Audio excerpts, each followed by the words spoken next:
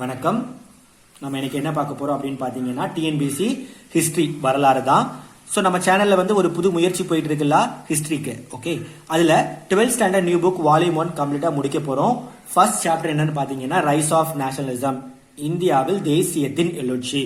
So இது ஒரு பெரிய சாப்டர். நம்ம மொத்தம் பார்ட் 6 பிரிச்சிருக்கோம். அதுல பார்ட் 1 பார்க்க போறோம். ஃபர்ஸ்ட் ஆஃப் ஆல் நேஷனலிசம் அப்படின்னா என்ன அப்படின்னு பாத்தீங்கன்னா ஒரு நாட்டுக்கு விசுவாசமாகவும் பக்தியோடும் இருப்பது, loyalty and devotion to a nation. இது எப்படி பிகின் ஆகுது அப்படின்னு பார்க்கும்போது 19th செஞ்சுரியில சோசியல் ரிஃபார்ம், சமூக சீர்திருத்தங்கள் நிறைய வருது. அப்புறம் ஒரு எஜுகேட்டட் இந்தியன்ஸ் உருவாகுறாங்க. 1915ல மகாத்மா காந்திஜியின் வருகை. 1919ல அவருடைய லீடர்ஷிப் என்ன பண்ணுது, தேசிய இயக்கத்தை ஒரு பெரிய மக்கள் இயக்கமா மாற்றுது. ஸோ அந்த காலகட்டத்தில் நேஷனலிசம் பிகின் ஆகுது. ஸோ நம்ம இந்த வீடியோல என்ன பார்க்க போறோம் அப்படின்னு பாத்தீங்கன்னா சமூக பொருளாதார பின்னணி, அதாவது பிரிட்டிஷ் வந்ததுக்கு அப்புறம் அவனுடைய புது புது பாலிசி என்ன, அதனால மக்கள் எவ்வாறாக பாதிக்கப்பட்டனர். ஸோ அதான் பார்க்க போறோம். ஸோ ஃபர்ஸ்ட் பாத்தீங்க, சுருக்க பாருங்க. ஃபர்ஸ்ட் என்னன்னா நில உடைமை, அதாவது நியூ லேண்ட் டெனர்ஸ். செகண்ட் தலையிடா கொள்கை, லைசர் ஃபேர் பாலிசி, அதாவது கட்டுப்பாடுகளற்ற வணிக கொள்கை. இதனால ஏற்பட்ட பாதிப்புகள். அடுத்தது பஞ்சங்கள் மற்றும் என்னன்னா வெளியூருக்கு மக்களை அதாவது ஓவர்சீஸ், கடல் கடந்து நம்முடைய இந்திய மக்களை ஒப்பந்த கூலி தொழிலாளர்களாக மாற்றி அனுப்புறது. ஸோ இந்த 3 விஷயங்களை நம்ம பிரீஃபா பார்க்க போறோம். ஸோ ஃபர்ஸ்ட் என்னன்னா புதிய நில உடைமை, அதாவது நியூ லேண்ட் டெனர்ஸ்னால மக்கள் எப்படி பாதிக்கப்பட்டாங்க. பிரிட்டிஷ் வந்ததுக்கு அப்புறம் அவங்க என்ன பண்றாங்க, நம்முடைய மரபு சார்ந்த லேண்ட் சிஸ்டம், நில உடைமை முறையை அப்படியே என்ன பண்றாங்க, சிதைத்தனர். சரியா? சோ இவங்களுடைய மிகப்பெரிய இம்ப்ளிபிகேஷன் என்ன கொண்டு வரணும் அப்படின்னு பாக்குறாங்கன்னா ஒரு பிக்சட் லேண்ட் ரெவென்யூ, பிக்சடா இந்த ரெவென்யூ கெட்டியே ஆகணும் அப்படிங்கிற ஒரு முடிவு கொண்டு வராங்க. சோ இவங்க எப்படி மாத்துறாங்க அப்படின்னு பார்க்கும்போது லேண்ட், நிலத்தை ஒரு விற்பனை பொருள், கமர்ஷியலைசேஷனா மாத்துறாங்க, கமாடிபிகேஷன். அது மட்டும் இல்லாம அக்ரிகல்ச்சரை, வேளாண்மையை ஒரு வணிகமயமாக்கணுங்கிறது ஒரு மிகப்பெரிய திட்டமா வச்சிருக்கிறாங்க. சோ இதனால இந்த புதிய பாலிசினால புதுசா ஒரு வர்க்கம் உருவாகுது. என்னன்னா நில பிரபுக்கள், லேண்ட்லார்ட்ஸ் அப்படின்னு உருவாகுறாங்க. சரியா? நம்முடைய ட்ரெடிஷனல் லேண்ட் ரெவன்யூ சிஸ்டத்தை பார்க்கலாம். பிரிட்டிஷ் வந்ததுக்கு அப்புறம் புதிய செட்டில்மெண்ட்ஸ்க்கு அப்புறம் என்ன ஆச்சு. ஃபர்ஸ்ட் ஆஃப் ஆல் பாருங்க, நமக்கு நிலத்துக்கு மேல எந்த ஒரு உரிமையும் கிடையாது, no private property in land. ஆனா பிரிட்டிஷ் வந்ததுக்கு அப்புறம் என்ன பண்றாங்க, புது செட்டில்மெண்ட்டுக்கு அப்புறம் நிலத்தை ஒரு கமாடிட்டி, ஒரு சரக்காக மாத்திட்டாங்க. அது மட்டும் இல்லாம நம்முடைய லேண்ட் ரெவன்யூ எப்படி இருந்துச்சுன்னா ஒரு நாட் பிக்சட். என்னன்னா விளைச்சலுக்கு ஏத்த மாதிரி நீ கொடுத்தா போதும்பா. பஞ்சம் வருது, பட்டினி வருது, தண்ணினால பாதிப்பு வருது, விளைச்சலே இல்லைன்னா கவலை இல்லை, அவன் விளைச்சல் எவ்வளவு வருதோ அதுக்கு ஏத்த மாதிரி கொடுத்துட்டு போறான். பட் பிரிட்டிஷ் என்ன பண்றாங்க, நோ, உனக்கு வருதோ இல்லையோ, தண்ணி வருதோ, நீ எப்படி பண்ணாலும் பிரச்சனை இல்லை, எனக்கு பிக்சடா நீ கொடுத்தே ஆகணும் அப்படின்னு சொல்லிட்டான். சரியா? சோ இதனால என்ன ஆகுதுன்னா மக்கள் அதாவது விவசாயிகள் கவலைக்குள்ளாகிறாங்க. விளைச்சலே இல்லாம எப்படி கொடுக்க முடியும், அவனுக்கே சம்பாத்தியம் இல்லை. இதனால கடன் வாங்குறாங்க. கடனை திருப்பி கொடுக்க முடியாதனால என்ன பண்றாங்க, கடன் கொடுத்தவங்க சொத்தை அபகரிக்கிறாங்க. சோ அரசாங்கம் நிலத்தை புடுங்கிக் கொள்கிறது. அந்த நிலத்தை என்ன பண்றாங்கன்னா ஏலத்துக்கு விடுறாங்க. ஏலம் வாங்குறவன் தான் யாரு, லேண்ட்லார்ட். நல்ல பணம் வச்சிருப்பான், அவன் பெரிய லேண்ட்லார்டு. அவன் என்ன பண்ணுவான், விவசாயிகளுக்கு குத்தகைக்கு கொடுப்பாங்க. சோ ஆக்சுவலி குத்தகைக்கு கொடுக்கறவன் அவன் கஷ்டப்பட்டு என்னது அந்த காலம் முழுக்க வேலை செஞ்சு குத்தகை பணத்தை திருப்பி கொடுக்கறதுக்கே சரியா இருக்கும். சரியா? விவசாயிகள் அதிகமா என்ன பண்றாங்க, வருத்தத்துக்குள்ளாகிறாங்க. ஆனா லேண்ட்லார்ட்ஸ் என்ன பண்றான், அவன் நகர்ப்புறத்துல வசிச்சுட்டு குத்தகை பணத்தையும் வாங்கிட்டு சந்தோஷமா ஹாப்பியா இருக்கிறான். விவசாயிகளின் வாழ்க்கையில எந்த ஒரு முன்னேற்றமும் இல்லை. சோ இவங்க என்ன பண்றாங்க, ஒட்டுமொத்தமா குதித்து கிளம்புறாங்க. என்ன பண்றாங்க, ஏகாதிபத்தியத்துக்கு எதிராக ஒன்னா சேர்ந்து அதை அப்போஸ் பண்றாங்க. சரி, the peasants later on turned against the imperialists and their collaborators. இது ஒரு பக்கம் இப்படி போயிட்டு இருக்குது. அடுத்தது என்னன்னா பிரிட்டிஷ் என்ன பாலிசி கொண்டு வரானா லேசர் ஃபேர் பாலிசி, அதாவது கட்டுப்பாடுகளற்ற வணிக கொள்கை, தலையிடா கொள்கை. என்னன்னா இங்கிலாந்துல தொழில் புரட்சி நடக்குது. அது இந்தியால எப்படி பாதிக்குதுன்னா அவங்க பிரிட்டிஷ் கம்பெனி கொண்டு வரக்கூடிய நியூ பாலிசினால நம்முடைய இந்தியால டீஇண்டஸ்ட்ரியலைசேஷன், சரியா, இது உருவாகுது. பாருங்க இந்த பாலிசி என்ன பண்ணுது அப்படின்னு பார்க்கும்போது இந்தியா நிறைய ரா மெட்டீரியல்ஸ், அதாவது இந்தியால இருந்து ரா மெட்டீரியல்ஸ் என்னெல்லாம் பாருங்க, காட்டன், ஜூட், சில்க், பருத்தி, சணல், பட்டு, இதெல்லாம் கச்சா பொருட்கள், ரா மெட்டீரியல்ஸ். இது என்ன பண்ணுவாங்கன்னா அப்படியே ரா மெட்டீரியலா கொண்டு போய் இங்கிலாந்து, பிரிட்டன்ல கொண்டு போய் அங்க என்ன பண்றாங்க, அங்க உள்ள தொழில்நுட்பம் யூஸ் பண்ணி ஒரு பினிஷ்டு ப்ராடக்டா கொண்டு வராங்க. ஒரு நல்ல ஏதாவது ரா மெட்டீரியல்ஸா கொண்டு போய் ஒரு துணியாட்டு ஒரு பினிஷ்டு ப்ராடக்டா கொண்டு வந்து திரும்ப என்ன பண்றாங்க, நம்முடைய இந்தியன் சந்தையில இந்தியன் மார்க்கெட்ல கொண்டு விற்பனை பண்றாங்க. அதுவும் எப்படி, நம்முடைய இந்தியாவில வந்து என்னது கைத்தறியில பண்ணக்கூடியது. நம்முடைய இந்தியா எதுக்கு ஃபேமஸ் பா, கைத்தறி தொழில்நுட்பம், அது மட்டும் இல்லாம கைவினை பொருட்கள். சோ சந்தையில் அதிகமா வித்துட்டு இருந்தது. சோ இவன் என்ன பண்றான், நம்ம ரா மெட்டீரியல் திருடி அங்க கொண்டு போய் அங்க பினிஷ்டு ப்ராடக்ட்ஸா கொண்டு வந்து திரும்ப என்ன பண்றான், நம்முடைய இந்தியன் மார்க்கெட்லயே கொண்டு போய் விற்கிறாங்க, அதுவும் மிக குறைந்த விலையில். சோ அதனால மக்கள் என்ன பண்ணுவாங்க, அதுக்கு தான் அதிகமா மோகம் இருக்கும். சோ நம்முடைய இந்திய கைவிளைஞர்கள் மட்டும் இந்திய கைத்தறி ப்ராடக்ட்ஸுக்கு வந்து சந்தையில மதிப்பு இல்லாம போயிடுச்சு. சோ கொஞ்சம் கொஞ்சமா அந்த மதிப்பு ஃபுல்லா இழக்க ஆரம்பிச்சுது.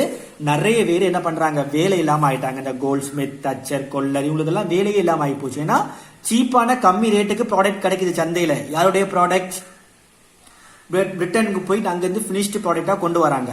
அது அப்ப இந்தியா வந்து எப்படி மாற்றப்பட்டது, கச்சா பொருள் ரா மெட்டீரியலை வந்து கொள்முதல் பண்ணக்கூடிய இடமாக மாற்றப்பட்டது. சோ நம்முடைய பொருளுக்கு இங்க மதிப்பு இல்லாமல் ஆனது, வேலை இல்லாத திண்டாட்டம் பல உருவாச்சுது. அது மட்டும் இல்லாம பாத்தீங்கன்னா விவசாயிகள் வந்து கட்டாயப்படுத்தப்பட்டனர். என்னன்னா, நீங்க வந்து உங்க நிலத்துல வந்து இண்டிகோனா ஒரு அவுரி இலை அப்படின்னு சொல்லுவாங்க. இந்த இண்டிகோ வந்து எதுக்கு யூஸ் பண்றாங்கன்னா, டை, சாயம் தயாரிக்க யூஸ் பண்றாங்க. சரியா? சோ பிரிட்டிஷுடைய ஃபேக்டரிஸ்ல அதிகமா இது தேவைப்பட்டனால நம்முடைய இந்திய விவசாயிகளை வந்து கட்டாயப்படுத்தினாங்க, நீங்க இதுதான் விளைவிக்கணும் அப்படின்னு சொல்லி. சோ இதனால என்ன ஆகுதுன்னா, நம்முடைய உணவுப் பொருட்கள் விளைவிக்க முடியல அங்க. அதனால வந்து உணவு பற்றாக்குறை வந்து கிரியேட் ஆகுது. அது மட்டும் இல்லாம இந்த இண்டிகோவை வந்து விளைவிக்கிறதுக்கு வந்து பண்ணையர்கள் இருப்பாங்க, பிளான்டர்ஸ் சொல்லுவாங்க, பண்ணையக்காரர்கள். சோ சொல்லுவாங்க விவசாயிகள்கிட்ட, நீங்க வந்து இதுதான் விளைவிக்கணும், சோ உங்களுக்கு வந்து பணம் தருவோம் அப்படின்னு. ஆனா விளைச்சல் இருந்து சந்தை விலையை விட கம்மியா தான், என்னது ரொம்ப கம்மியா தான் விவசாயிகளுக்கு பணம் போய் சேரும். சரியா? ரொம்ப கஷ்டப்பட்டாங்க. சோ பொறுத்து பார்த்தாங்க. இதனால என்ன வருது அப்படின்னு பாத்தீங்கன்னா, இண்டிகோ ரிவால்ட் வந்து கிரியேட் ஆகுது. நல்ல இயர் ரொம்ப முக்கியம், 1859 to 1816. சோ இந்த இண்டிகோ ரிவால்ட்னால என்ன பண்றாங்க அப்படின்னு பார்க்கும்போது, போராடி என்னது நார்த்தன் பெங்கால்ல இருந்து பிளான்டர்ஸை வந்து வெளியில அனுப்புறாங்க. சரியா? சோ பண்ணையர்கள் வந்து என்ன பண்றாங்க, இதனுடைய முதல் சக்சஸ் அப்படின்னு சொல்லலாம். நார்த்தன் பெங்கால்ல இருந்து வெளியே போறாங்க பண்ணையர்கள் எல்லாம். சரியா? சோ இண்டிகோ ரிவால்ட் இயர் குறிப்பா வச்சுக்கோங்க, ஞாபகம் வச்சுக்கோங்க. அதுக்கப்புறம் பாத்தீங்கன்னா ஃபெமைன்ஸ், பஞ்சங்கள், அப்புறம் என்னது குடிபெயர்தல். அதாவது மொத்தமா நம்முடைய பிரிட்டிஷ் ஆட்சியில கிட்டத்தட்ட 13 ஃபெமைன்ஸ் வந்து அப்படின்னு சொல்லுவாங்க. சரியா? சோ அவ்வளவு பஞ்சங்கள். ரொம்ப மோசமான ஒரு விஷயம் என்னன்னா, நம்ம நாட்டுல பஞ்சங்கள் அதிகமா இருந்து, அதாவது பல மில்லியன் மக்கள் வந்து பசியால சாகும்போது நம்ம நாட்டில இருந்து கோதுமை, அரிசி வந்து தினசரி ஏற்றுமதி ஆகிட்டே இருந்தது பிரிட்டனுக்கு. அது எவ்வளவு பெரிய கொடுமை பாத்தீங்களா? சோ 1770 இருந்து 1900 இந்த இயர், கிட்டத்தட்ட இந்த இயர்க்குள்ள 25 மில்லியன் பீப்புள் வந்து இறந்து போயிட்டாங்க வெறும் பசினால, பஞ்சங்கனால. ஓகேவா?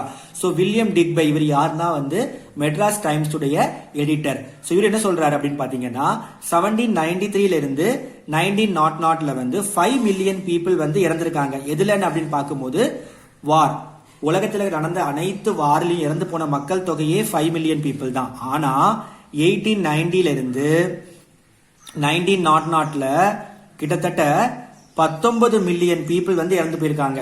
எதனால? பசினால, பஞ்சத்தினால. சரியா? இப்ப பாருங்க எவ்வளவு பெரிய ஒரு வேரியேஷன்.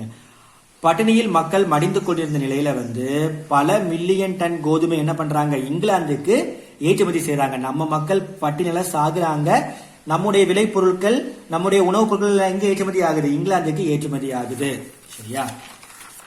சோ இந்த பஞ்சங்கள் அடிக்கடி கேட்கறாங்க கொஸ்டின்ல. ரொம்ப முக்கியமா பாத்தீங்கன்னா 1866 வந்து பாத்தீங்கன்னா ஒரிசா ஃபெமைன், ஒரிசா பஞ்சம். இதுல 1.5 மில்லியன் பீப்புள் வந்து இறந்து போறாங்க. அதே சமயம் 200 மில்லியன் பவுண்ட் ரைஸ் வந்து எங்க எக்ஸ்போர்ட் ஆகுது? பிரிட்டனுக்கு எக்ஸ்போர்ட் ஆகுது. பசினால, அரிசி இல்லாம, சாப்பாடு இல்லாம இறந்து போறாங்க. இவங்க என்ன பண்றாங்க, 200 மில்லியன் பவுண்ட் ரைஸை வந்து பிரிட்டனுக்கு ஏற்றுமதி பண்றாங்க. இரக்கமற்ற ஒரு நிர்வாகம். அப்புறம் பாருங்க, இந்த ஒரிசா பஞ்சத்தின் தூண்டுதல் காரணமாக தாதாபாய் நவரோஜி, இவர் ஒரு பெரிய நேஷனலிஸ்ட், என்ன பண்றாரு, தன்னுடைய வாழ்நாள் முழுவதும் இந்தியாவின் வறுமையை குறித்து என்ன பண்றாரு, இவர் வந்து ஒரு ஆய்வு நடத்துறாரு. சரியா?